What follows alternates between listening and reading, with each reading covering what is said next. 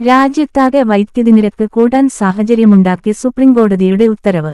വൈദ്യുതി വിതരണ കമ്പനികളുടെ മുൻകാല നഷ്ടമായ 1.6 ലക്ഷം കോടി രൂപ 2.5 വർഷത്തിനകം നികത്തി നൽകാനാണ് സംസ്ഥാന റെഗുലേറ്ററി കമ്മീഷനുകളോട് ബുധനാഴ്ച സുപ്രീംകോടതി നിർദ്ദേശിച്ചത്.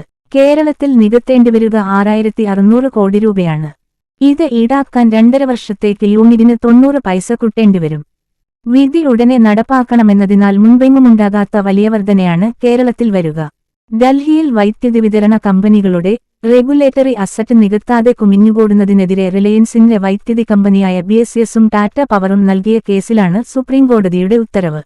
വിധി എല്ലാ സംസ്ഥാനങ്ങളിലെയും കേന്ദ്രഭരണ പ്രദേശങ്ങളിലെയും വൈദ്യുതി വിതരണ കമ്പനികൾക്ക് ബാധകവുമാക്കി.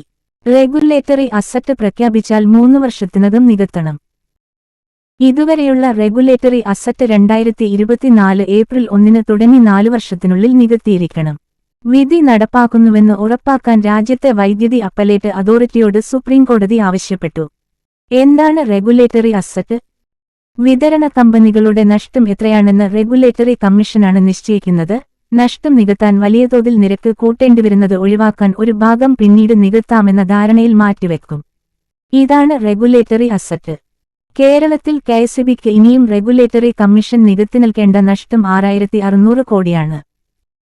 2011 മുതൽ 2017 വരെയാണിത്.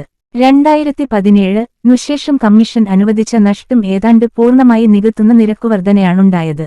നിരക്ക് ഒറ്റയടിക്ക് കുത്തനെ കൂട്ടുമ്പോഴുള്ള പ്രശ്നം ഒഴിവാക്കാൻ കുടിശ്ശികയിൽ ഒരു ഭാഗം ഉടനെ നികത്താനും ശേഷിക്കുന്നത് അടുത്ത ഘട്ടത്തിൽ നികത്താനും കോടതി നിർദ്ദേശിച്ചിട്ടുണ്ട്. സർക്കാർ സമീപനം നിർണായകം. നഷ്ടം ജനങ്ങളിൽ നിന്ന് ഈടാക്കണോ എന്നത് സർക്കാരിന് തീരുമാനിക്കാം. പകരം ബോർഡിന് സബ്സിഡി നൽകണം. നിലവിലെ സബ്സിഡി തന്നെ സർക്കാരിന് ബാധ്യതയാണ്. കഴിഞ്ഞ വർഷം വൈദ്യുതി നിരക്ക് യൂണിറ്റിന് 16 പൈസയും ഈ വർഷം 12 പൈസയും കൂട്ടിയിരുന്നു. വിധിയെക്കുറിച്ച് വിലയിരുത്തുകയാണെന്നും സർക്കാർ റെഗുലേറ്ററി കമ്മീഷൻ കേന്ദ്രങ്ങൾ പറഞ്ഞു. കൂടുതൽ വീഡിയോകൾക്കായി ചാനൽ ഒന്ന് സബ്സ്ക്രൈബ് ചെയ്തു വെച്ചോളൂ.